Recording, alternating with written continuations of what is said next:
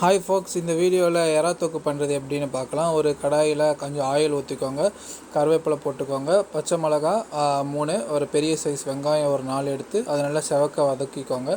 அப்புறம் ஒரு 3 பெரிய தக்காளி போட்டுக்கோங்க. அது நல்லா வதக்குனதுக்கப்புறமும் ஒரு ஸ்பூனு இஞ்சி பூண்டு பேஸ்ட்டு ஆட் பண்ணிக்கோங்க.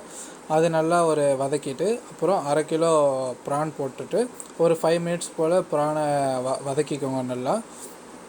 அதுக்கப்புறம் 3/4 ஸ்பூன் மஞ்சள்தூள், 3/4 ஸ்பூன் கரம் மசாலா, 1 ஸ்பூன் மிளகாத்தூள், 2 ஸ்பூன் மல்லித்தூள் ஆட் பண்ணிவிட்டு பச்சை வாசனை போகிற அளவுக்கு நல்லா அதை வதக்கிக்கோங்க.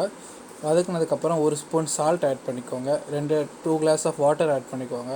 தென் சோம்பு, பட்டை, ஏலக்காய்லாம் நல்லா அதை வறுத்துட்டு அதை நல்லா பொடிச்சிட்டு நம்ம குழம்புல ஆட் பண்ணுவோம். அப்போ தான் குழம்பு நல்லா டேஸ்ட்டாகவும் நல்லா வாசனையும் நல்லா வரும்.